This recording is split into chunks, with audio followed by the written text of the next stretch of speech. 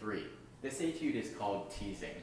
The Teasing name gives this etude quite a different feel than most traditional etudes. It's really quite fun. It has sort of a bouncy feel to it. And this means we need to make a very big distinction when we're playing mezzo forte versus piano versus forte.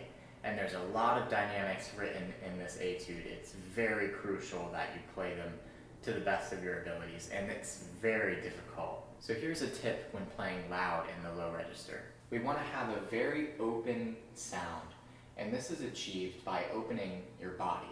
This means opening your mouth more. The space in your mouth when you're blowing is crucial to the sound of the flute. Also, opening your belly.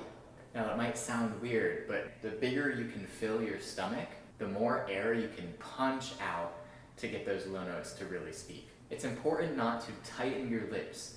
When you tighten your lips, you're actually restricting the airflow that makes the low register speak so loudly. How loud you can get those low notes out will be achieved with air, not with lips. When we have the lower octaves that are written forte, for example, the first measure of the second line, we want to really make sure that the higher register is actually quieter than the lower register, because the natural inclination of playing the flute makes the higher register louder than the lower register. To combat this, you have to try to blow even more air in the lower register and play even quieter in the higher register. Playing the higher octaves quieter will give a greater effect with the lower octaves, because there is a certain limit to how loud you can play low notes. Something extremely challenging about this etude is the intervals, especially with the grace note. We have this figure. This is really difficult to achieve because the A is a grace note to a high F sharp, and that leap is probably one of the most difficult leaps on the instrument. Another hard one is the F sharp down to B, and later on, F sharp down to G. F sharp especially is just a really difficult note on most flutes. Something that might make this easier is using your middle finger for F sharp. It's really difficult to crack middle F sharp. If you want a way without cheating and using your middle finger to not crack that F sharp, it all has to relate back to your body, especially if you're playing really, really tight and really tense. You see, I cracked the F sharp pretty easily. It also didn't sound very good. We want to make sure that we're planting our feet into the ground, standing up nice and tall, really supporting from our abdomen, and keeping a loose embouchure. The loose embouchure is very important. And to get those high notes out without cracking them and without making them out of tune, it's also important to drop your jaw very slightly when going up.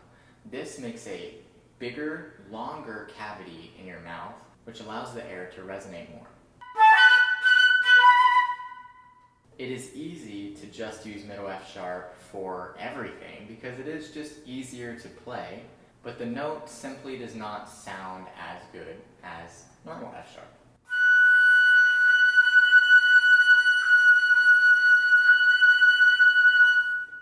As with all Köhler etudes, there is a separate, distinct section than the melody, right in the middle of the etude. Where we change keys to A major, it is important to make this section sound different than the beginning.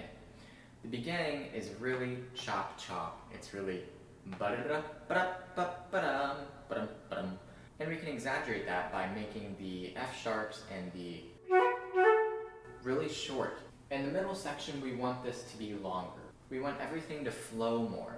It's like water. It doesn't seem like the two characters are really fighting or teasing each other anymore. They're actually sort of living in harmony.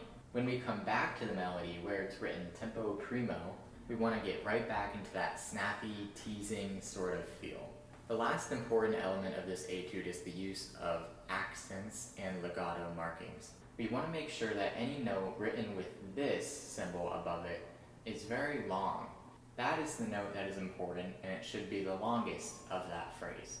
It is also important not to lose a sense of rhythm trying to make this note long. You have to make it long, but also fit the beats in right where they belong. Where there's accent marks that look like this, Köhler is simply telling you that that is a very important note. It shouldn't necessarily be long, but it should be accented, it should be emphasized, it should be brought out versus all of the other notes. This is crucial in the last two measures and very difficult to do. Of course, the melody isn't. The melody is actually.